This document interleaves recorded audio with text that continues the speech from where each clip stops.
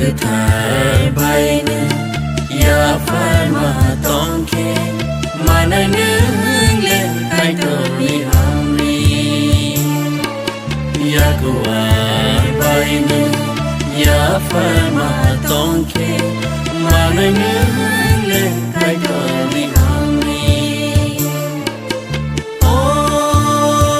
ta cứ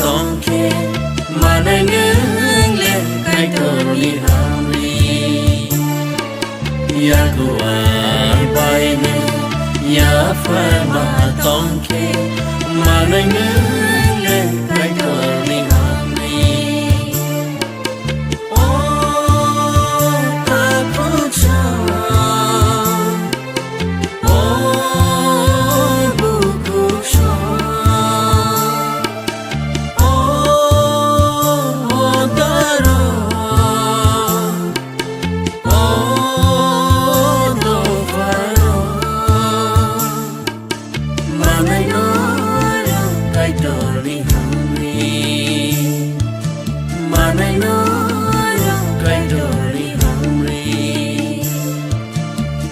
thở bay nâng ya phải mà tông kê mà nay nâng lên cái cờ mi hàm ri ya kuwa bay nâng ya phải mà tông kê mà nay nâng lên cái cờ mi hàm ri mà nay nâng lên cái cờ mi hàm ri mà nay nâng lên cái cờ mi hàm ri mà nay nâng lên cái cờ mi hàm ri